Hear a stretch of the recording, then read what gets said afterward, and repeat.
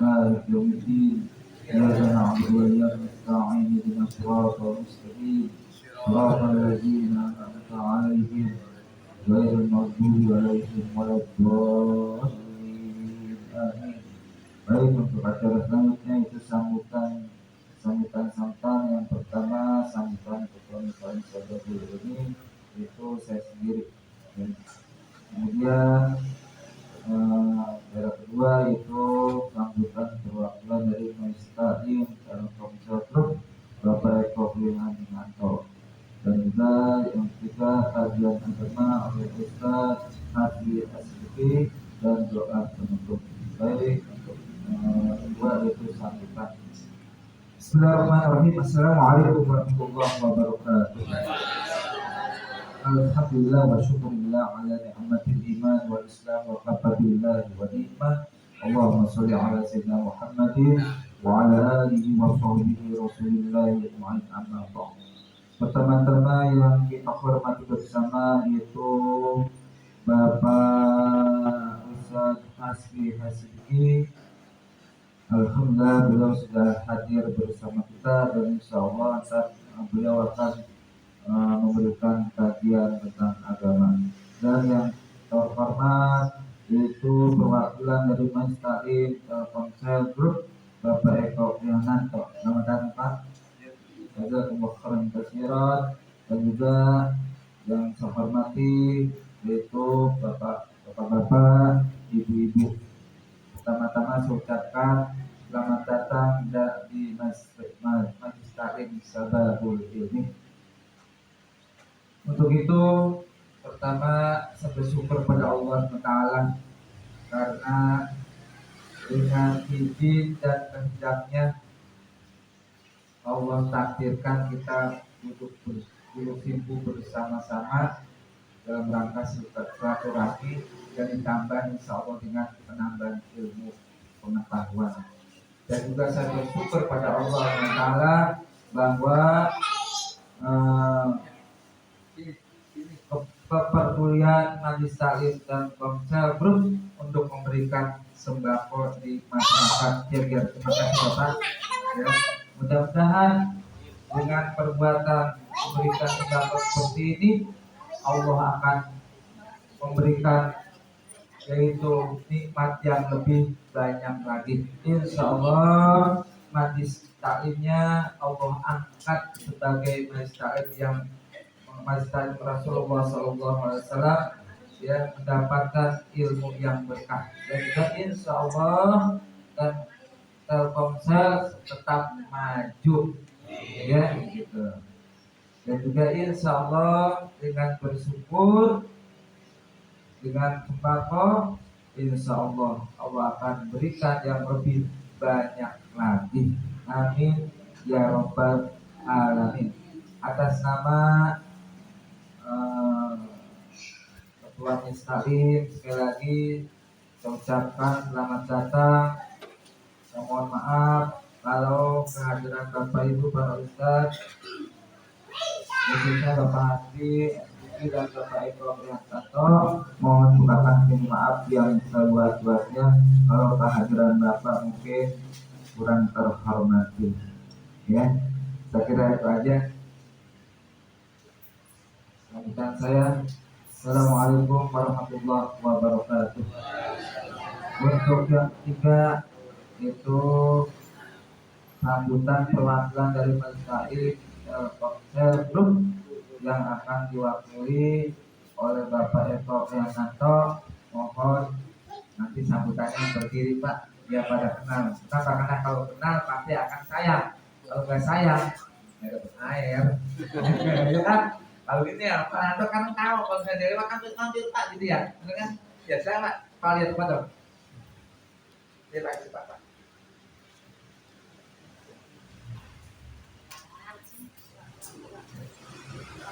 Ini ya, mohon izin Pak. Bismillahirrahmanirrahim. Assalamualaikum warahmatullahi wabarakatuh. Alhamdulillah, nahmaduhu wa nasta'inuhu wa nastaghfiruh. Alhamdulillah, sunnah bi amalina. Alhamdulillah, asyhadu an la ilaha illallah wahdahu la syarika lahu wa asyhadu anna Muhammadan abduhu wa rasuluh la nabiyya ba'dahu. Pak Ustaz Arifin yang saya hormati, Ketua Majelis Taklim Sababul ini, juga Bapak para Ustaz, juga ibu sekalian, terima kasih atas undangannya untuk hadir pada acara pada hari ini. Perkenalkan, saya Eko, tadi sudah kelas juga. Saya tinggal di sini di Cagya Residen. Baru hampir 1 tahun ini, karena saya tidak ke situ tahun lalu, ketika Ramadan tahun lalu. Kalau nggak salah ya 1 Ramadan juga pindahnya. Jadi ini memang 1 tahun lah, karena besok juga Ramadan. Kemudian dalam hal ini saya mewakili dari Majelis Taklim Telkom Group, Pak. Mungkin sebelumnya memang ada bantuan dari Telkomsel gitu ya. Nah, Telkomsel sama Telkom ini memang ya kantornya deketan, Pak, sebelah-sebelahan kantornya. Tapi sebagai sebuah institusi berbeda. Tapi kita memang sama-sama punya majelis taklim. Kebetulan saya di majelis taklim Telkom Group, Pak. Tapi saya sehari-hari juga sering bergaul dengan teman-teman dari Telkomsel. Nah, majelis taklim Telkom Group ini adalah organisasi yang memang ada di Telkom untuk mengelola kegiatan kerohanian Islam, ya, Pak. Jadi pengelolaan penyelenggaraan sholat Jumat di kantor, kemudian pengajian-pengajian, lalu kegiatan Ramadan juga, kemudian juga pengumpulan dan penyaluran jis ya, bekerjasama dengan lembaga zakat yang formal yang diizinkan oleh pemerintah. Nah, salah satunya adalah kemudian menyalurkan pengumpulan zakat infak dari karyawan. Nah, terima kasih tadi doa-doanya, mudah-mudahan dikabulkan oleh Allah SWT. Ya, mungkin bisa jadi usaha tempat kami bekerja ini masih bisa ada sampai sekarang, itu salah satunya juga dari doa-doa dari masyarakat gitu ya, dari Bapak Ibu sekalian. Memang karena memang di dalam bisnis ini yang kami kelola itu tantangannya besar sekali, kompetisinya juga luar biasa, dan juga masuk pesaing-pesaing dari luar gitu ya. Tapi kita masih bisa eksis. Bisa jadi juga memang karena doa-doa ini sebagai besar dari Allah SWT masih membantu kami semua. Ya, mudah-mudahan juga acara kita ini ya nanti mungkin akan disampaikan juga kaji ilmu dari Pak Hasbi, mudah-mudahan bisa kita serap sama-sama, kami juga belajar di dalamnya nanti. Dan mudah-mudahan apa sedikit yang kami berikan ini ya bisa berkontribusi terhadap dakwah yang dikembangkan oleh Majelis Taklim Sababul ini. Mudah-mudahan Allah berkahi dan terus bisa ada dan berkembang dan memberikan manfaat bagi masyarakat semua. Kemudian demikian, mohon maaf jika kekurangan dalam kami menyampaikan. Sekali lagi terima kasih. Assalamualaikum warahmatullahi wabarakatuh.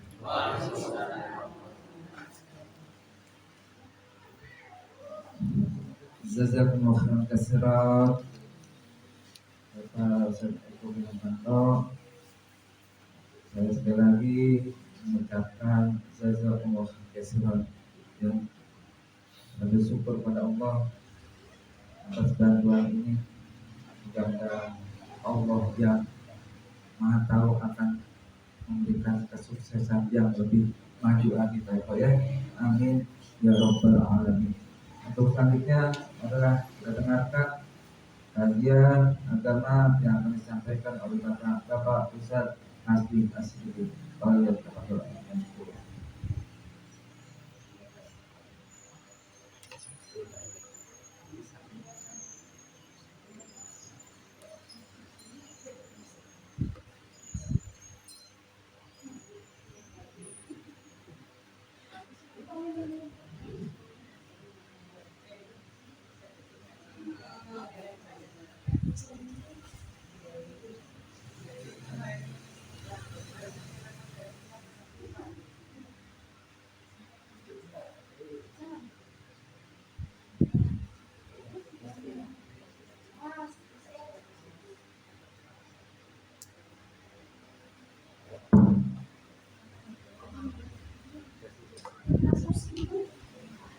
Assalamualaikum warahmatullahi wabarakatuh.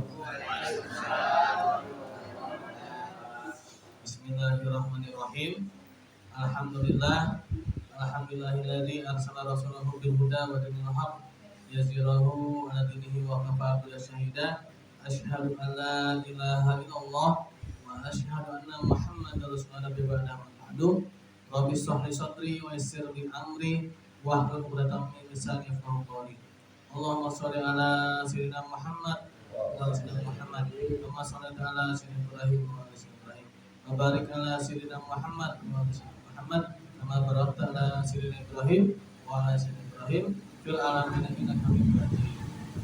Yang pertama yang saya hormati Ustadz Imar sebagai perwakilan dari Majelis Taklim Syababul Ilmi dan juga Ustadz Arifin yang menjadi ketua Majelis Taklim Syababul Ilmi, dan juga tidak kalah pentingnya yang sangat signifikan ya, karena tanpa bantuan dari beliau ya, dari Majelis Taklim Telkom Group ya, Bapak Eko Prihananto ya, yang telah membantu dalam proses pengajuan proposal ya. Alhamdulillah atas berkat jasa-jasa Ustadz semua ya, kita sampai saat ini dapat melaksanakan acara kajian dan santunan. Mungkin saya hanya ingin sedikit sharing aja ya, kita sama-sama belajar. Karena pada hakikatnya kita memang belajar ya dari buayan ya sampai dengan masuk ke dalam liang lahat ya. Nah, di sini saya ingin sedikit sharing aja mengenai bagaimana kita bermuamalah secara Islam ya, bermuamalah ya. Jadi agama Islam itu adalah agama yang sempurna, agama yang mengatur segala sesuatu dalam hidup kita, agama yang bukan hanya mengatur sholat, bukan hanya mengatur ibadah-ibadah mahdoh, tapi juga ada ibadah-ibadah ghairu mahdoh, yaitu ibadah-ibadah yang tidak langsung berhubungan dengan Allah SWT, atau bahasanya itu hablum minanas atau bermuamalah. Nah, dalam bermuamalah ini masih sangat mungkin sedikit ya yang membahasnya, dan juga bagaimana kita ini konsep dasarnya gitu ya, kita bermuamalah gitu ya, pembahasan gitu ya. Nah, sebelumnya yang harus kita pahami dulu adalah dalam bermuamalah ini kita harus punya ilmunya ya. Kita harus punya ilmunya. Nah, ilmu itu sendiri ya, Bapak dan Ibu sekalian ya, bahwa ilmu itu adalah segala sesuatu yang membuat kita takut kepada Allah Subhanahu wa taala ya. Nah, itu adalah pengertian ilmu dalam Islam ya. Walaupun secara pada umumnya ilmu itu sering sekali dibilang ini ya yang memenuhi kaidah-kaidah metode ilmiah gitu ya. Tapi kalau itu tidak membuat kita takut pada Allah, itu bukan ilmu namanya ya. Nah, arti ilmu ini sendiri sebenarnya juga diambil dari kata ulama ya. Ulama itu di dalam Al-Quran dikatakan adalah orang yang takut kepada Allah Subhanahu wa taala. Nah, jadi kalau misalkan mohon maaf ada profesor, doktor tidak takut pada Allah, berarti dia tidak berilmu ya, berarti dia bukan ulama ya. Tapi kalau misalkan ada orang yang mungkin ya pendidikannya mungkin rendah tapi dia takut pada Allah Subhanahu wa taala, nah maka dialah yang berilmu. Nah, dialah yang dikatakan sebagai ulama ya. Nah, jadi konsep dasar itu adalah yang harus kita ketahui bahwa segala informasi yang kita ketahui, ketika kita tahu itu informasi itu membuat kita takut pada Allah Subhanahu wa taala, maka itulah yang namanya ilmu. Ya, tanpa harus kita duduk di bangku sekolah ya, tanpa kita harus duduk di bangku kuliah, ya. Tapi kalau kita mendapatkan suatu informasi yang membuat kita itu takut kepada Allah, berarti kita dapat ilmu, ya. Nah, ilmu ini banyak, ya. Ilmu ini banyak.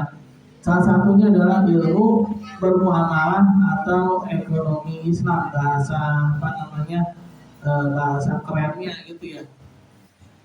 Nah, bahasa keren itu ya ekonomi Islam gitu ya, atau muamalah. Nah, muamalah atau ekonomi Islam ini ya, ini ada yang menganggap sebagai sesuatu yang nggak mungkin gitu ya. Nah, yang namanya ilmu itu, apalagi sekarang ya, Bapak Ibu sekalian ya. Sekarang ini kan zaman-zamannya Barat ya, atau sekuler kalau bahasa ini ya, itu yang mendominasi ya, yang mendominasi peradaban dunia gitu kan. Sehingga mereka itu menganggap yang namanya ilmu itu ya beda dengan agama gitu ya. Ya agama, ilmu ya ilmu ya. Dunia ya dunia, ya akhirat ya akhirat gitu mereka ya. Nah, mereka beralasan kayak gitu ya ada alasannya, panjang lagi alasannya ya. Salah satunya yang pasti ya, mereka trauma akan sejarah agama mereka ya. Nah, tapi kita umat Islam ini gak pernah trauma sama sejarah kita sendiri ya. Kita justru malah ingin mengembalikan bagaimana dulu sejarah kita memimpin peradaban ya, memimpin keilmuan dulu ya. Kita itu dulu tuh gak pernah ya, umat Islam ini gak pernah yang namanya memisahkan antara agama dengan dunia ya, tidak pernah memisahkan antara ilmu dengan akhirat, dengan agama. Nah, sehingga banyak sekali ya dari ilmuwan-ilmuwan Barat itu mereka mengatakan ya, kalau bahasa kitanya apa ya, jangan munafik lah gitu ya, jangan bawa agama lah gitu ya. Nah, sehingga mereka tuh bilang apa sih itu muamalah ekonomi Islam tuh apa sih gitu ya. Banyak tuh juga ilmu kapitalis juga gitu kan, kalau bahasa kitanya gitu ya. Nah, ada yang lagi yang bilang ekonomi Islam, muamalah dalam Islam tuh apa sih? Itu sesuatu yang nggak mungkin gitu ya, sesuatu yang kalau bahasa ininya utopia atau apa gitu ya, sesuatu yang itu mah nggak membumi gitu ya, nggak nginjek gitu ya bahasanya ya, nggak jejak gitu ya. Nah itu orang-orang Barat ya, yang mereka itu tidak meyakini ya, Barat yang mereka itu sekuler ya. Nah ada yang bilang bahwa itu yang namanya ilmu, apalagi ekonomi ya, apalagi dalam bisnis ya, ngapain sih mikirin agama dalam bisnis? Nah, itu pasti ya agama ya agama, bisnis ya bisnis kan, kalau bahasa kitanya begitu ya. Nah kita ya sebagai umat Islam ini sebenarnya telah lama yang membangun ya, walaupun sebenarnya dulu dari zaman Rasulullah SAW ya, itu sebenarnya udah ada ya, cuman ya kita sendiri dulu ya, kita pernah lengah, umat Islam ini pernah lalai ya, sehingga kita kehilangan banyak sekali ya ilmu-ilmu kita yang dulu di Andalusia, ilmu-ilmu kita yang dulu ada di Baghdad ya, yang dulu itu ada di Madinah Al-Munawwarah ya. Rasulullah SAW sebagai peletak pondasi dasar ya agama dan juga keilmuan ya. Nah itu banyak sekali yang kita kehilangan ya, apalagi ketika adanya pergeseran kemajuan ilmu pengetahuan ya, itu banyak ilmu-ilmu kita tuh yang hilang ya.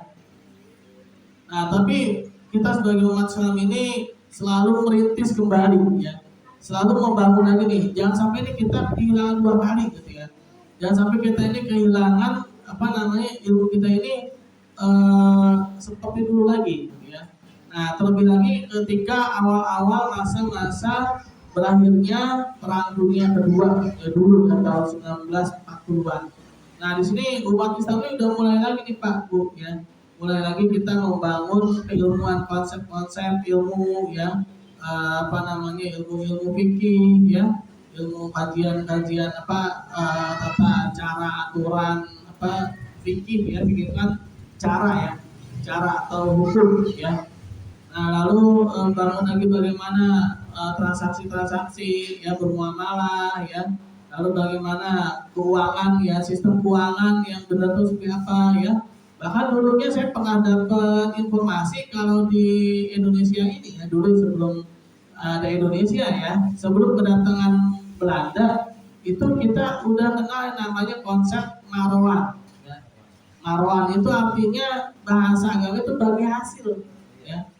Nah sebenarnya kita tuh udah punya tuh konsep bagi hasil dari dulu ya. Nah cuma begitu datang Belanda ya, itu diubah tuh sama Belanda ya. Nah, Belanda punya bisa tuh diubah sama Belanda ya, yang tadi sistem marwan dengan sistem gaji ya, terus juga sistem-sistem yang Islam itu diganti sama Belanda ya. Padahal kita awalnya sudah ada sistem-sistem sesuai dengan syariah itu ya, marwan, parowan ya. Nah itu kan bagi hasil sebenarnya. Nah ini kita bangun lagi nih ya, kita bangun lagi. Nah jadi sebenarnya ini memang sistem yang sudah ada sebenarnya ya, bukan suatu sistem yang baru. Terus lagi ya, kita dari SD ya, SMP lah ya palingan ya. SD, SMP ya diajarin kita pakai pemikiran barat sekuler ya. Terutama tentang kehidupan bermuamalah, berekonomi ya. Itu kita selalu ditanamkan dalam pikiran kita itu bahwa ekonomi ini masalah utamanya itu ada pada keinginan yang tidak terbatas. Kita diajarin gitu ya Pak ya dulu ya, SMP ya. Keinginan yang tidak terbatas. Lalu dibenturkan dengan faktor produksi atau istilahnya itu apa ya, sumber yang terbatas. Nah akhirnya apa? Muncullah yang namanya kelangkaan. Dari kelangkaan muncullah yang namanya pilihan ya. Nah ini benar nggak? Benar kalau hidup kita seorang diri ya. Kalau hidup kita sebatang kara ya benar, di tengah hutan itu ya, nggak ada orang lain selain kita sendiri, benar ya. Tapi kalau misalnya kita hidup bermasyarakat, benar nggak? Ya enggak. Kita punya tetangga ya, contoh kayak sekarang ya, ada lagi Starlink Telkom bantu kita ya, Starlink Telkom Group bantu kita, sumber faktor produksi kita tambah ya. Padahal kita sebelumnya ya mungkin ya nggak punya uang gitu kan ya, mau beli beras nggak punya uang ya kan. Kalau pakai hukum ini nggak ada nih ya, tapi kalau pakai cara Islam ada gitu ya. Nah, jadi yang namanya hidup kita ini bermasyarakat. Jadi masalah ekonomi itu ya, itu bukan pada keinginan yang tidak terbatas atau memang nih, apalagi ilmuwan barat ini sebenarnya aneh tuh, yang sebenarnya aneh. Dia sering sekali nggak bisa bedain yang namanya keinginan sama kebutuhan ya. Keinginan sama kebutuhan nggak bisa dibedain sama mereka, padahal itu beda ya. Yang namanya keinginan itu memang nggak pernah bisa dipenuhi ya, karena Rasulullah SAW itu bersabda, apabila seorang anak Adam punya satu lembah emas ya, maka dia akan pengen punya 2 lembah emas ya. Kalau dia punya 2 lembah emas, dia pengen punya 3, dia pengen punya 4, sampai akhirnya tanah menutup mulutnya. Artinya sampai dia mati, baru lantung itu selesai. Ya, keinginan nggak pernah ada batasnya. Ya. Tapi kalau kebutuhan itu ada batasnya Pak Bu. Ya. Contoh nih ya, kita kan mau bulan puasa nih ya. Itu biasanya kalau menjelang duduk maghrib tuh, ya itu rasanya tuh perut lagi perih-perihnya. Ngelihat makanan ya, misalnya di atas meja nih ada makanan gitu ya, itu rasanya tuh tangannya pengen kita makan semua itu ya. Nah, kalau perlu meja-meja kita makan juga ya. Kalau perlu meja dimakan juga gitu ya. Saking laparnya tuh. Nah itu keinginan kita tuh ya, keinginan kita ngabisin makanan satu meja plus sama meja. Ya. Nah, tapi ya begitu duduk maghrib, azan berkumandang ya, itu baru masuk teh manis 1 gelas sama lontong bakwan ya, gorengan ya, sama kurma ya. Nah ini orang Indonesia ini kadang-kadang suka aneh ya, kurma itu dibilang sunnah tapi gorengan juga wajib. Nah kan, lontong wajib ya. Nah baru masuk teh manis, ya, kurma, nah 3 butir ya, buat apa namanya mulihin kondisi kita. Lontong sama gorengan iya. Udah kenyang, ya. Udah kenyang. Padahal tadi tuh menjelang untuk maghrib tuh rasanya masih berubah. Rasanya tuh mau gigit juga meja sama orangnya. Lapar ya tuh. Saking lapar kayak gitu kan. Tapi begitu aja sudah makan sedikit aja udah kenyang, udah tepar ya kan. Bisa-bisa sholat maghribnya terlambat ya. Sholat isanya udah tiduran. Kenyangan ya kan. Nah itu ya bedanya antara keinginan dan kebutuhan. Jadi yang namanya kebutuhan tuh yang dibutuhin tubuh kita, gitu ya. Yang dibutuhin tubuh kita itulah ya segitu gitu loh. Nah kalau kita hidupnya ini bersandar pada kebutuhan ya maka nggak ada tuh yang namanya kemarin ya kasus apa tuh korupsi 300 triliun nggak ada yang gitu. Itu kenapa bisa ada kayak gitu? Ya karena hidupnya berdasarkan pada keinginan ya. Kalau perlu ya bukan cuma 7 turunan, 100 turunan pengennya sejahtera semua. Nah, padahal ya salah seorang sahabat Rasulullah SAW ya yaitu Ali bin Abi Thalib radhiyallahu anhu ya, dia pernah mengatakan bahwa orang itu kalau dibilang kaya itu adalah orang yang udah bisa memenuhi kebutuhan pada saat hari itu. Jadi kalau udah hari itu dia udah bisa makan, itu dia orang kaya. Jadi nggak usah apa istilahnya nggak usah macam-macam pikirannya gitu ya. Tadi bin Abi Thalib radhiyallahu anhu ya. Nah kalau hidup kita nih kepada kebutuhan ya, pada kebutuhan. Maka yang namanya tadi Bu ya sumber-sumber apa namanya hidup kita itu ya.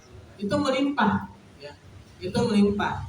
Dan ini kejadian ya di zaman Umar bin Khattab radhiyallahu anhu ya.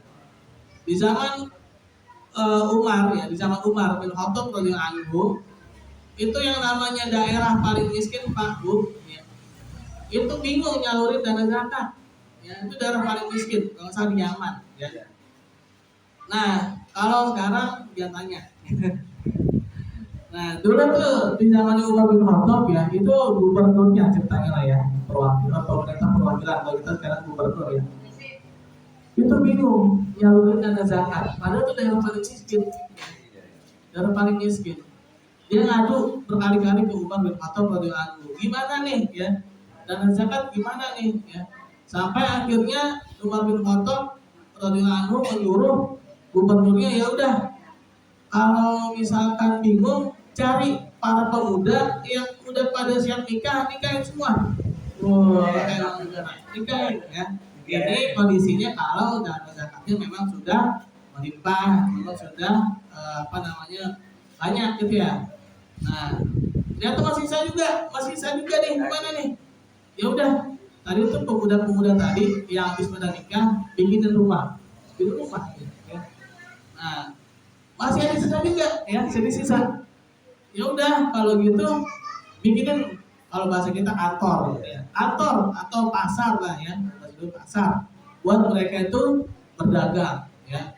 Nah masih sisa juga, ya udah benerin jalanan sana udah gitu ya. Nah terakhir baru tuh benerin jalanan. Kalau bahasa itu bikin tol gitu ya, bikin jalan tol. Itu jalan tol belakangan ya, bukan duluan ya. Nah yang penting itu orangnya dulu dibangun baru bikin jalan tol ya. Nah, balik ya.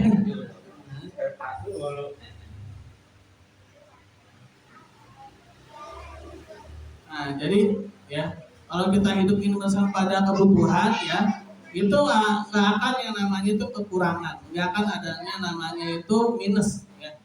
Karena manusia itu terbatas. Allah Subhanahu wa taala itu Maha Adil ya. Dulu ya, ketika zamannya Nabi Adam alaihissalam, manusia itu tinggi-tinggi, kalau nggak salah itu 30 hasta ya. 30 hasta itu setinggi Monas apa ya? Mungkin lebih kali ya. Yang namanya dinosaurus tuh ya mungkin cuma semata kakinya Nabi Adam ya. Ya makanya dinosaurus tuh ada gede, bener cuma Nabi Adam kalah gede. Kalah gede sama Nabi Adam ya. Mungkin kayak apa tikusnya Nabi Adam lah ya, dinosaurus ya. Macam-macam injek ya. Iya, kalau gitu sekarang kan. Nah, dulu manusia masih gede-gede, nah, tapi jumlahnya sedikit. Ya. Jadi yang namanya sumber hidupnya itu juga masih melimpah, karena manusia juga cuma dikit, ya.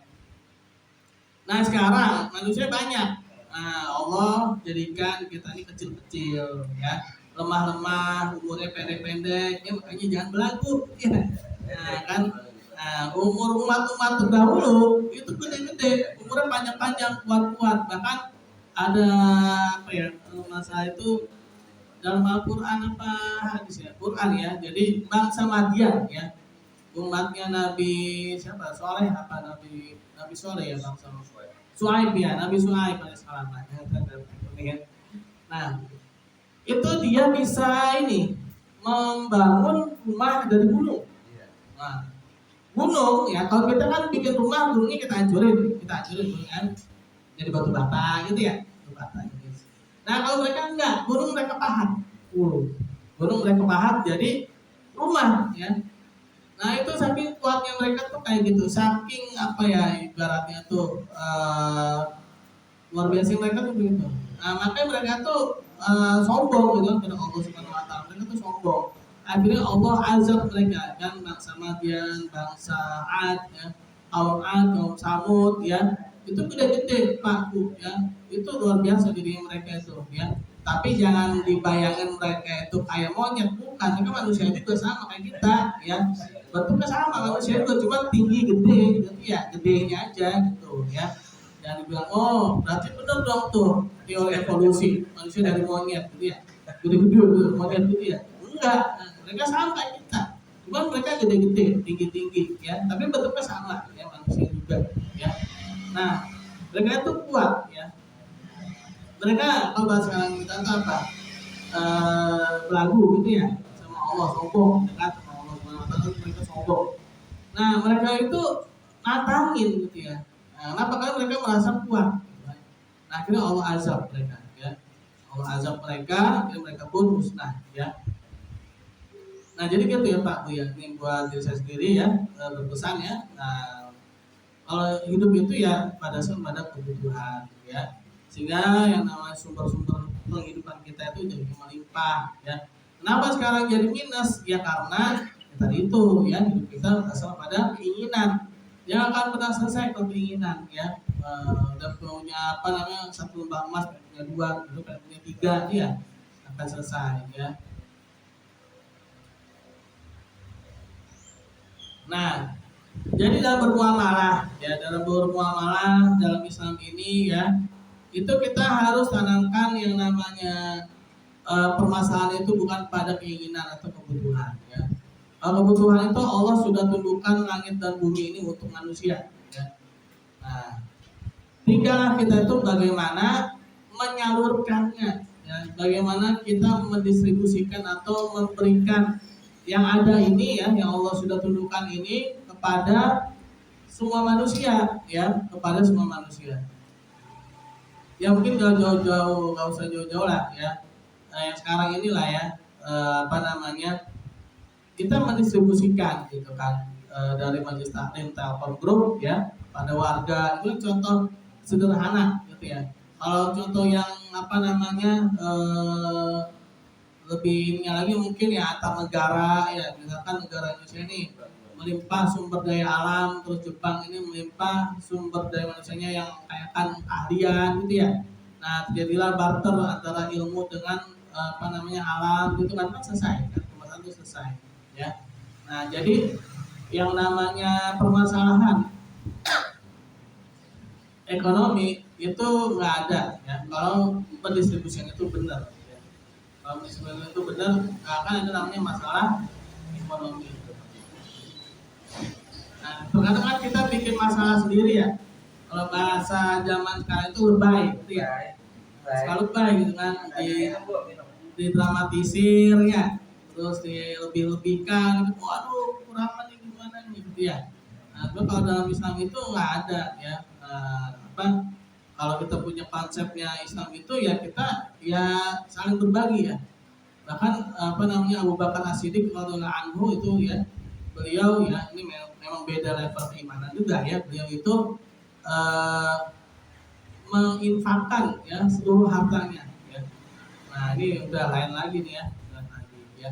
Kalau kita cerita kisah sirah nabawiyah ya, sirah para sahabat, itu kita serasa apa ya, membaca apa ya, dongeng di negeri awan gitu ya.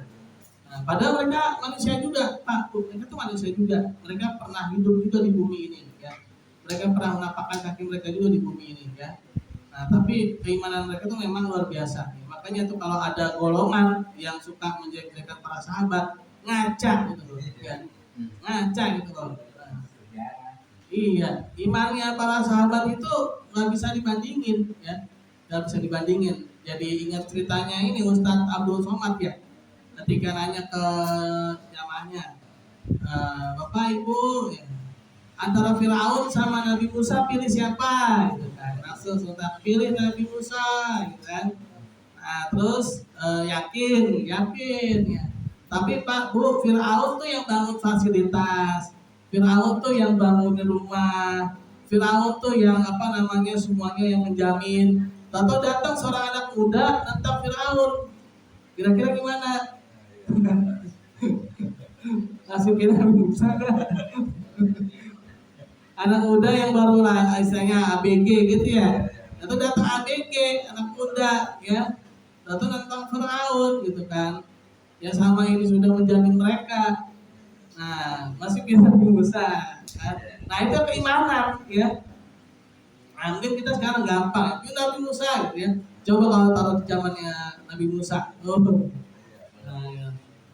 Nah, itulah keimanan ya. Keimanan itu memang apa namanya tidak semudah itu ya, tapi harus ada gitu ya.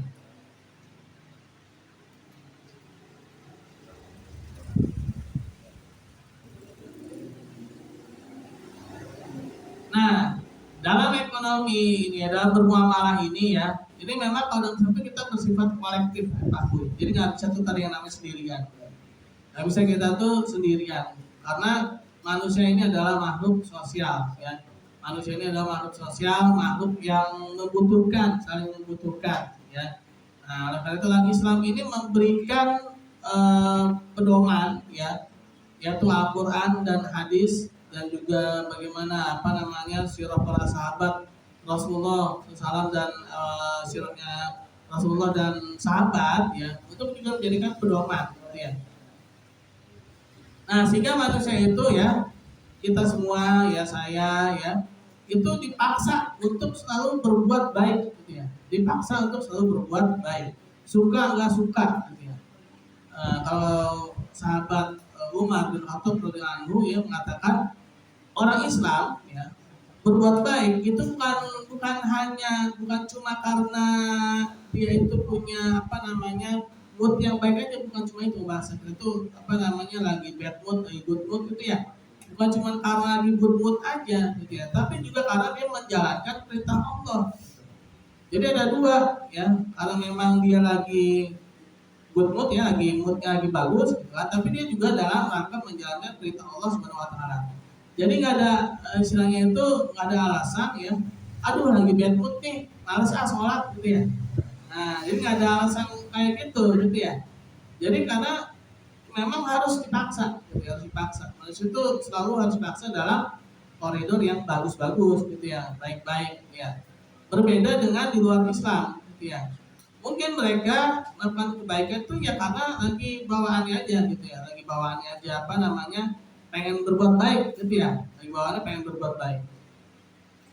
Tapi kalau misalkan nih, ya ada godaan gitu ya, apalagi kan ya mohon maaf gitu ya, negara-negara sekuler itu kan, mereka itu kan godaannya itu luar biasa ya, dari makanan, minuman kan nggak terjaga ya kan, minum apa namanya minuman yang memabukkan gitu kan, makanan yang juga ada makanan yang haram yang bisa menjerumuskan, itu kan bisa membuat sifatnya itu berubah gitu ya, sebenarnya berubah. Nah, jadi Islam ini luar biasa Pak, luar biasa. Pertama, kita dari segi makanan kita dijaga ya supaya tidak apa namanya berperilaku seperti yang kita makan ya. Nah, apa yang kita minum ya itu juga dijaga. Dan juga saya itu kita juga dipaksa ya untuk selalu berbuat baik gitu ya. Nah jadi ya benar-benar apa ya kalau dibilang ya jadi baik terus gitu ya, baik terus jadinya ya. Nah dari segi makanan ya kan kita nggak boleh tuh yang namanya tadi ya minum-minuman apa yang memabukkan ya, kalau bahasa ya apa Roma Irama ya, miras ya. Ya, sampai Kak. Nah, jadi kita itu secara akal kita ya, tubuh kita itu akan terpelihara kalau kita tidak mengkonsumsi barang-barang haram, gitu kan. Begitu pula dengan makanan seperti apa B4, B1 ya. Nah, itu pun juga kita tidak tidak mengkonsumsi itu ya. B4, B1 Bu ya. Nah, dalam bermuamalah ya secara Islam ini kita juga harus menjaga nih ya, jangan sampai ya kita ini ya mohon maaf ya mentransaksikan riba ya, minjemin orang dengan bunga gitu ya Pak Bu ya, dengan bunga ya, dengan riba ya. Nah, kalau kata Ustaz maksudnya tuh dulu riba itu enggak apa? Enggak usah. Riba itu rayuan iblis berujung azab. Rayuan iblis berujung azab. Oh, kalau bunga apa bunga? Bunga itu kata dia bertambahnya uang neraka ganjaran Anda. Nah, jadi ya kita tidak mentransaksikan riba ya. Terus apalagi judi ya. Yang mana itu hanya membuat kalau bahasa ekonomi itu jadi nggak seimbang gitu ya. Uang bertambah nih ya, uang nambah terus ya. Contoh kayak sekarang nih ya, ada tuh uang 100.000 ya, kalau kita jajan di supermarket kayak Indomaret, Alfamart ya, itu palingan cuma dapat apa gitu ya, dikit ya. Dulu saya waktu masih SD ya, uang 100.000 itu bisa jalan-jalan kemana-mana gitu. Nah itu artinya apa gitu. Dulu kan artinya tuh uang itu walaupun jumlahnya kita dapat sedikit tapi nilainya tinggi ya. Nah tapi sekarang kan enggak ya. Kenapa bisa gitu ya? Tadi tuh uangnya kebanyakan tapi barang sama barang jasa itu nggak ada gitu ya. Barangnya langka ya. Barangnya langka sehingga ya akhirnya uang nilainya jatuh ya. Nah uang ini jatuh. Nah sehingga dalam Islam ini ya harus menjaga nih, jangan sampai nih ketimpangan kayak tadi itu ya itu terus berlanjut gitu ya. Karena bahaya Pak Bu ya. Sekarang aja nih ya, sekarang aja nih rupiah itu udah banyak nolnya, angka nol itu udah banyak tuh ya. Artinya apa tuh? Artinya itu nilainya makin turun ya, makin turun. Nah untuk mencegah hal gitu, jadi kalau dalam Islam itu kalau yang namanya mau dapat untung ya harus ada barangnya, apakah itu jualan, apakah itu investasi ya, investasi tapi investasi yang jelas, misalkan bangun rumah gitu ya. Nah itu kan ada barangnya tuh, nah itu boleh tuh dalam Islam ya, jadi harus ada barangnya, jadi uang itu jadi nggak cepet inflasi, nggak cepet jatuh nilainya ya, nggak cepet anjlok ya. Nah sekarang aja kan kita beli beras tuh dulu ya, saya ingat banget tuh ya. Dulu tuh beli beras kita masih dapat yang namanya 5.000. Ya. Sekarang beras 5.000 dapatnya Pak? Dapat tapi campur batu ya. Berasnya 35. Iya. 75. Iya, dulu beras murah ya. Nah makanya ya, jadi dalam Islam itu ya punya prinsip ya. Jadi ya prinsipnya hidup hemat ya. Hidup hemat itu artinya tidak berfoya-foya ya. Jadi irit ya berdasarkan pada kebutuhan tadi ya. Nah ini juga harus ini Pak Bu ya, harus jelas juga ya. Misalkan gini ya, contohnya gini, ada orang ya beli laptop harganya 25 juta, itu irit apa enggak Pak? Beli laptop 25 juta Itu irit apa enggak? Bisa jadi irit juga Bu. Kalau dia memang butuh, ya. Kalau dia butuh laptop yang harga 25 juta, dan cuman dia spesifikasinya tinggi tuh laptopnya, ya. Nah memang lagi butuh dia tuh, kerja dia harus pakai itu, kalau nggak pakai itu nggak selesai. Nah itu irit sebenarnya. Tapi pada orang ya beli HP 1 juta, tapi nggak dia pakai, nah itu boros, karena nggak ada gunanya, ya. Nah itu sesuai dengan kebutuhan, ya. Nah jadi apa namanya, nggak bisa kita tolak ukur dari ini nominalnya aja gitu ya.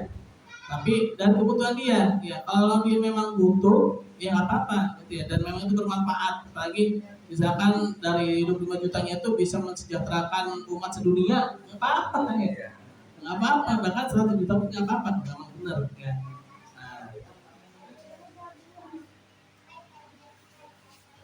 Nah lalu harus biarkan usaha-usaha yang halal ya, apa namanya bahasanya itu ya cara-cara yang halal gitu ya. Nah ini kadang-kadang ada ini nih ya, yang suka plesetin hadis apa innamal a'malu binniyat ya. Apa-apa kan tergantung niatnya. Salah ya. Jadi bukan cuma niat ya, bukan cuma niat. Jadi bukan cuma niat ya Pak Bu ya, tapi juga amal. Jadi innamal a'malu binniyat itu ya, itu alif lam, amal itu alif lam. Taukid artinya itu alif lam yang menyatakan bukan sembarang amal ya, yaitu amal-amal soleh ya. Jadi amal soleh harus juga dengan niat yang soleh ya. Baru tuh ya innamal a'malu binniyat ya. Karena hadis itu juga sebenarnya bukan cuma innamal a'malu binniyat, ada kelanjutannya, yaitu mengenai hijrahnya seorang sahabat ya di zaman Rasulullah dulu. Dia hijrahnya karena pengen nikahin seorang wanita, yaitu Ummu Qais masalah, namanya Ummu Qais. Nah ini sahabat ini dia hijrah niatnya bukan karena Rasul, tapi karena pengen nikahin perempuan ya. Nah hijrah itu kan perbuatan baik Pak ya, orang perintah Nabi ya, baik banget gitu ya. Tapi niatnya salah ya, dia mau nikahin perempuan ya. Nah itu aja hijrah ya yang perintah Nabi niatnya salah. Apalagi kalau ada yang bilang nggak apa-apa main judi, niatnya naik haji. Nah itu lebih parah kan, lebih parah ya. Nah itu lebih parah lagi ya. Apa lah main judi lah, yang penting niatnya naik haji. Ya orang hijrah aja nggak boleh niatnya buat nikahin perempuan apalagi main judi gitu ya, kan aneh gitu ya.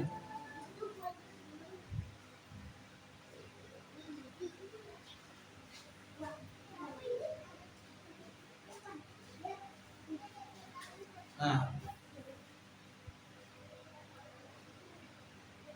jadi ya Pak Bu ya, kita ini ya dalam bermuamalah itu ya harus niatnya benar ya, harus apa namanya caranya juga benar ya. Nah itu semua kita diatur dalam Al-Quran dan hadis ya, Al-Quran dan hadis. Nah jadi nggak bisa tuh kita itu apa berlaku ini kita gitu ya, bisa tuh sekehendak kita aja gitu ya. Kalau kita suka nonton TV ya dulu ya, kalau sekarang mungkin udah pakai STB, set top box gitu ya. Nah itu kan kadang-kadang tuh ya, nanti kadang-kadang coba. Nah itu kan kadang-kadang tuh kalau apalagi kalau acara-acara tengah malam tuh ya, kan tuh si pembawa acara suka bilang gini, ya pemirsa, hasilnya kami serahkan kepada pemirsa masing-masing di rumah gitu ya. Itu bahaya. Kenapa? Karena tiap-tiap yang di rumah itu punya tolak ukur yang beda-beda. Kalau yang agamanya bagus mah pasti kok jarang, gitu kan. Tapi kalau bagi yang agamanya kurang, ya udah nggak apa-apa kan terserah kita. Nah itu nggak bisa. Dalam satu nggak bisa kayak gitu. Kita tuh punya tolak ukur, ya. Tolak ukur itu apa? Gitu. Jadi nggak bisa, istilahnya itu diserahkan kepada masing-masing pemirsa di rumah. Ya nggak bisa ya. Orang di rumah masing-masing beda-beda kan? Nah sebenarnya beda-beda. Nah ini kita nggak bisa kayak gitu ya. Jadi tuh yang tadi itu ya, yang sekehendak kita itu sebenarnya kalau dalam ekonomi ya, yang sekuler itu dibolehin ya. Makanya ya kan kenapa kok bisa muncul yang apa tuh acara-acara di TV itu yang suka menyerahkan pada pendapat masing-masing di rumah, karena memang tolak ukur mereka begitu, individu ya. Tolak ukur mereka itu individu masing-masing ya, jadi nggak punya tolak ukur, mereka, atau bahasanya itu yang rasional gitu ya. Nah, yang rasional aja deh gitu ya, yang menurut rasio aja deh. Nah, apalagi menurut mereka tuh yang rasional itu apa Pak? Yang penting untung kan, yang penting untung, yang penting kita tidak menderita, yang penting kita tidak menderita ya. Nah, mereka juga bilang tuh ya, jadi tuh orang makin rasional, itu makin pinter, itu orang yang makin membanyakin harta mereka, itu orang yang pinter tuh ya. Padahal Rasulullah SAW itu bersabda, orang yang cerdas itu adalah orang yang mempersiapkan kematian ya, bukan orang yang menumpuk harta ya. Nah, itu asumsinya orang-orang sekuler itu ya, teori rasionalitas.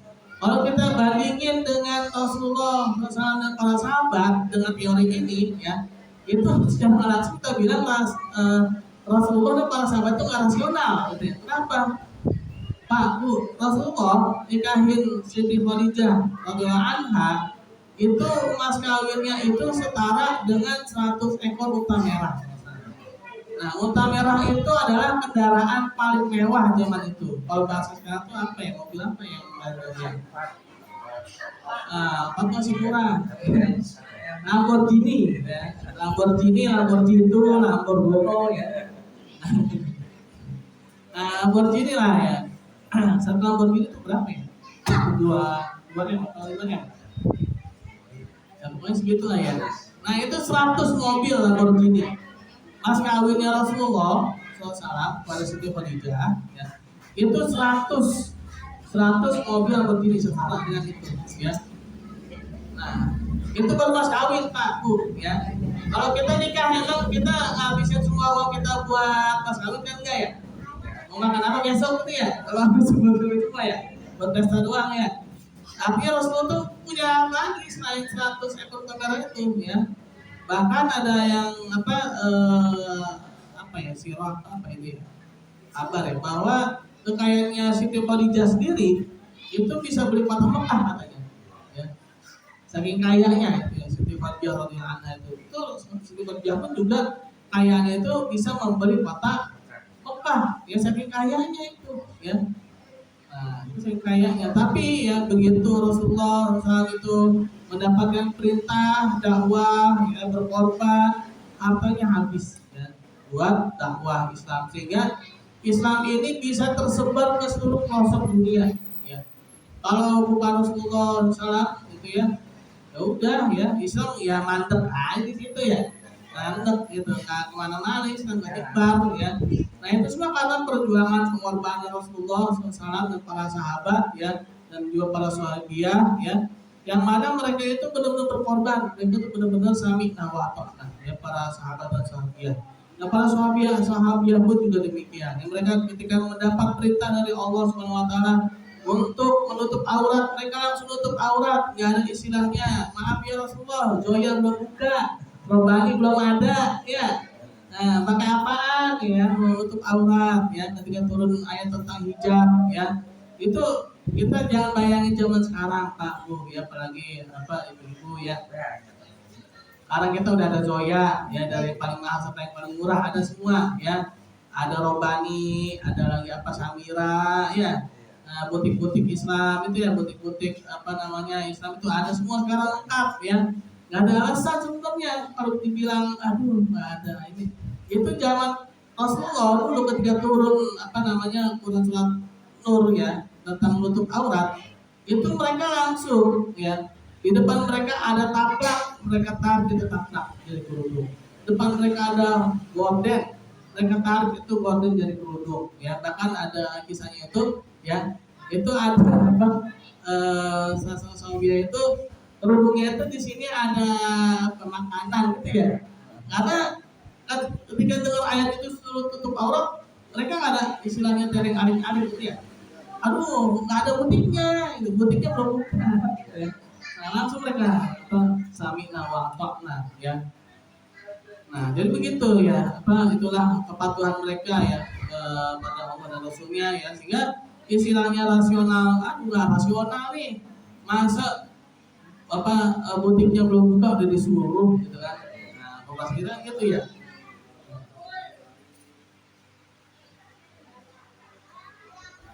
Nah, ini juga banyak ya pemikiran-pemikiran yang ditanamkan ya. Jadi memang ya tadi ya, semua itu ya ekonomi barat itu ya, pemikiran barat itu memang mereka itu ya meletakkan pada individu masing-masing ya. Individu ya terserah, kalau bahasanya itu sekarang lah gitu ya.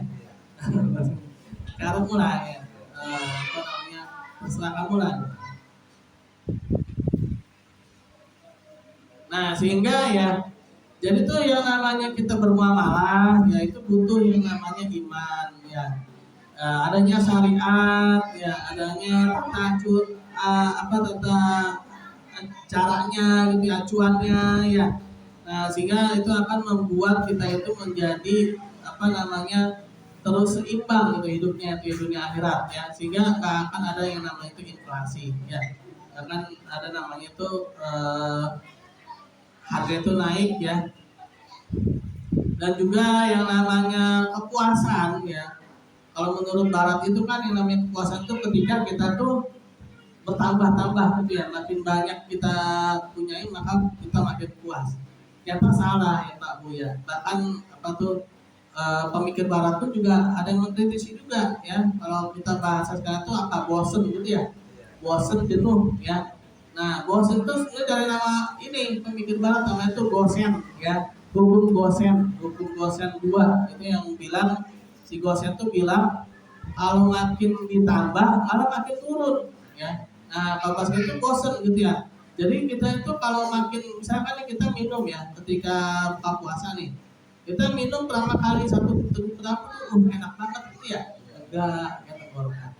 Kita coba deh minum sampai 10 kali muntah gitu ya, muntah langsung apa, karena itu ya makin turun ya, malah jadi nolak gitu kan. Nah, sehingga dalam Islam itu yang namanya kepuasan itu justru ketika kita berbagi ya. Nah, kalau bahasa guru saya itu dulu, jadi kebahagiaannya itu terletak pada senyum orang lain. Ya. Bahasanya itu bagaimana bisa membuat orang lain tersenyum, itulah kebahagiaan dia ya. Nah, kesuksesannya itu bagaimana bisa menjadikan orang lain itu tersenyum. Nah, itu luar biasa tuh ya. Nah, jadi dalam Islam itu ya adalah agama yang sempurna yang mengatur segalanya ya, mengatur kehidupan kita, mengatur bermuamalah kita ya, bagaimana kita hablum minallah dan juga hablum minannas ya. Nah, ini kita kita atur ya, sehingga tidak ada namanya itu kesenjangan sosial ya, tidak ada namanya itu kriminalitas itu ya.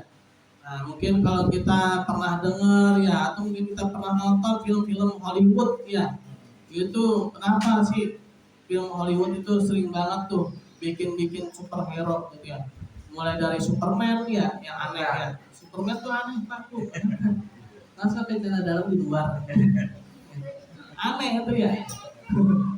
Nah, tapi anehnya lagi jadi idola gitu ya, udah aneh diidolain ya. Dulu tuh saya waktu masih kecil tuh sering banget tuh ya main ya, tebak-tebakan gitu ya, tebak-tebakannya lucu-lucu gitu ya. Ya, Batman sama Superman siapa yang paling bodoh gitu ya. Terus Batman kenapa? Ya ada punya sayap bisa terbang. Terus ada lagi, kalau Batman sama Robin siapa yang paling bodoh? Siapa ya? Robin kenapa? Dia tuh Batman bodoh, ikutin juga gitu. Nah, itu ya gitu, jangan sampai kayak gitu ya. Dia tahu bodoh, ikutin terus gitu ya. Lebih bodoh buat kita ya. Nah, jadi kenapa tuh si Barat itu dia bikin itu ya, film-film superhero gitu ya. Kenapa? Karena kriminalitas mereka itu tinggi Pak. Tuh, di negara mereka kriminalitas mereka tuh tinggi, ya. Jadi mereka tuh bikin film kayak gitu kenapa? Biar yang biasa melakukan kriminalitas takut, ada Superman datang gitu ya. Atau ada Batman datang, atau ada seperti sekarang tuh yang ngetren tuh Marvel gitu ya. Wah nanti kalau jagoan Avenger datang gawat nih, gitu ya. Padahal kan hayalan, ya itu hayalan. Mereka bikin kayak gitu tuh biar kriminalitas di negara mereka itu turun, ya. Kenapa? Karena mereka itu sekuler, ya. Gak ada tuh yang namanya aturan-aturan kayak gitu, gak ada, ya. Nah itulah, ya. Ya,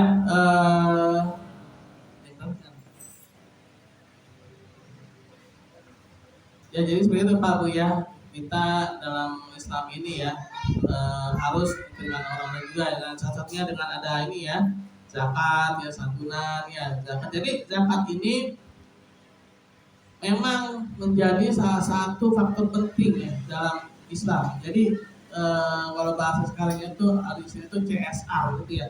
Kalau bahasa itu CSR, Corporate Social Responsibility. Sebenarnya beda CSR sama zakat itu beda Pak. Kalau CSR itu ya kalau dari sisi keuangannya ya mungkin ya ini dia biasanya masuk dalam laporan kalau bahasa akuntansi mungkin ya dikit aja informasi Pak biar sharing aja ya. Itu biasanya masuk dalam laporan laba rugi gitu ya, biaya CSR. Ya. Nah, artinya apa? Biaya CSR itu dia tuh mengurangi laba, tapi dia juga sering menjadi apa? Menjadi ini biaya marketing juga sebenarnya biaya pemasaran juga ya. Nah beda dengan zakat ya, zakat itu nggak bisa dibilang sebagai CSR. Kenapa? Karena zakat itu wajib. Nah sebenarnya CSR itu terkadang tergantung mood dari dewan komisaris dewan direksi ya. Kalau lagi mood ya korin ya. Tapi kalau lagi nggak mood baru deh nggak mood ya gitu ya. Tapi kalau zakat nggak bisa kayak gitu. Zakat itu mood nggak mood kalau udah haul dan udah sampai keluarin. Nah, jadi zakat itu dia langsung keluarin. Makanya dalam apa namanya Islam itu zakat itu memang harus dibedain. Laporan itu harus dipisah gitu ya.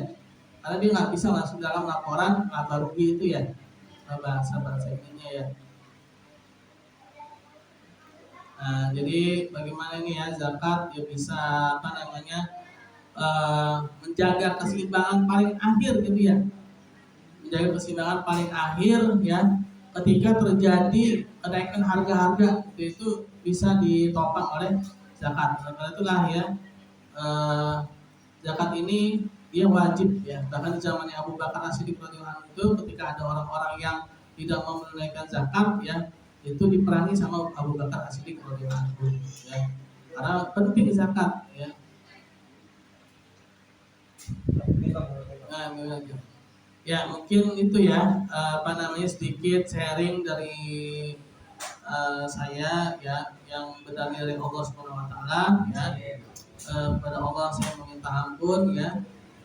Semoga kita semua ya diberikan kepahaman ya sehingga kita dapat mengamalkannya ya dan juga dapat menyampaikannya kembali.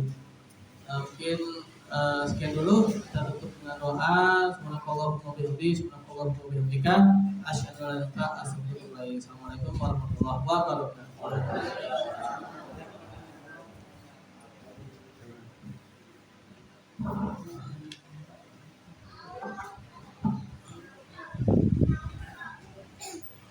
Alhamdulillah juga mengapresiasi pada Bapak Ustaz Haji As-Siddiqi yang telah menguraikan tentang bagaimana kita beramal soleh hablum minallah hablum minannas, bahwa ternyata bahwa umat Islam ini harus beribadah kepada Allah dan juga kepada manusia. Dan dia ada sangat menarik Ustaz bahwa kebahagiaan itu setelah kita melihat orang tersenyum, artinya apa? Berbagi. Oleh karena itu alhamdulillah dari Menstory Telkomsel Group telah membagi kita sembako, berarti dia memperhatikan bahwa senyum masyarakat termasuk kebahagiaan mereka. Amin ya rabbal alamin. Mungkin nanti bertanya Bu, ada nggak Bu? Hah? Ada nggak? Kayak Masya Allah, ini apa? Dengerinnya bukan main ibu ya, khusyuk banget ya, khusyuk sambil apa namanya, bulu mata api mau bawah beradu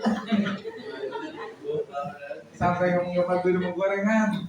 Jadi Pak Asbi dan dengan kesiran ya, terima kasih apa yang disampaikan, mudah-mudahan sebagai penambahan ilmu pada ibu-ibu kita semuanya, mudah-mudahan sebagai juga perbendaharaan ilmu kita hingga kita dapat uraikan di masyarakat kita. Amin ya rabbal alamin. Untuk penutup doa semoga Bapak Eko ada Ramadan berkah.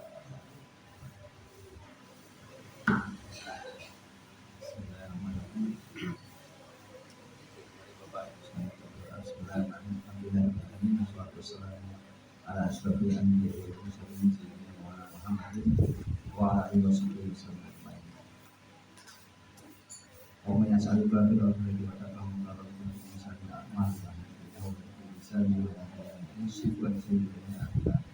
wa qafudi wa walidayya wa hamma wa sabira wa muslimina wa muslimat wal mu'minina wal mu'minat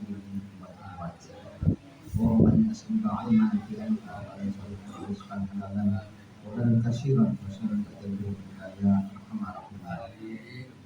اللهم إنك تعلم أن هذه القلوب قد اجتمعت على محبتك والتقت على طاعتك وتوحدت على توحدك وتعاهدت على حسن تسويتك ووصلت لها ووجدتها وأتمتها وفيها شكرها وبلعها شكرها بفضل مالك وجل توكل عليك وأهلها بأرضك يا الله وبنها على الشهادة بسبيل إنك المؤمن والنصير. ربنا آتنا في الدنيا حسنة وفي الآخرة حسنة وفي الآخرة النار. سبحان ربك رب العزة عما يصفون وسلام على المرسلين والحمد لله رب العالمين. الفاتحة.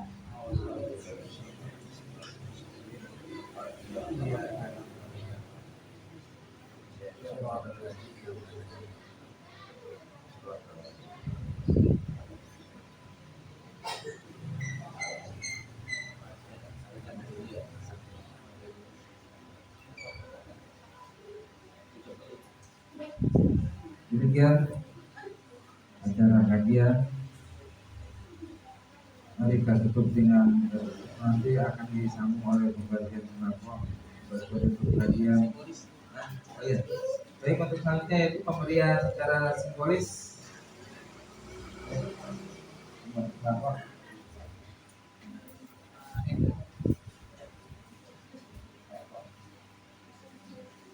Bismillahirrahmanirrahim. Assalamualaikum warahmatullahi wabarakatuh.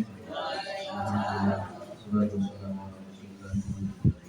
Selamat Bapak Iko sebagai perwakilan dari Telkomsel Group dan Telkom Group, kemudian Bapak Ustaz, kemudian Bapak Ibu yang dirahmati Allah Subhanahu wa taala. Selanjutnya yaitu pembagian sembako sebagai simbolis. Yang pertama yaitu Ibu atau Bapak Iwan, ya, ini diwakili oleh istrinya untuk simbolis Ibu Is. Yang pertama yaitu pada Bapak Eko sebagai simbolis memberitahu.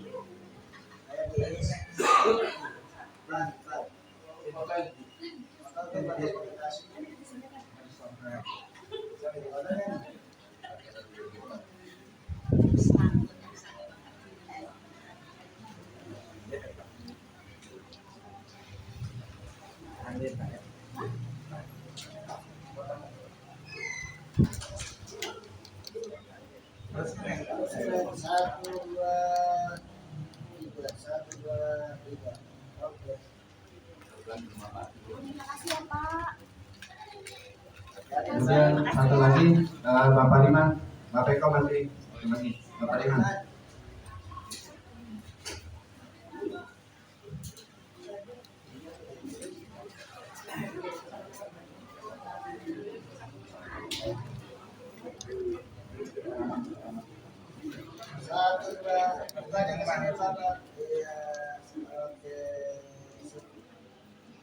Ya, terima kasih Pak Beko. Untuk selanjutnya yaitu Bapak Ari yang akan diberikan pada Bapak Ustadz.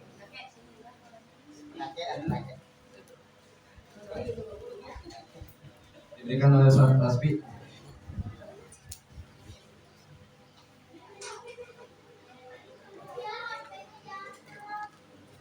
Satu dua Sini, tiga. sini. Satu dua. Oke. Ya, terima kasih. Kemudian Bapak Imam satu lagi Pak. Bapak. Nanti kita ini. Soalnya mana? Nih.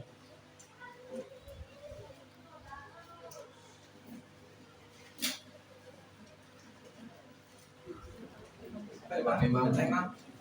Monggo itu.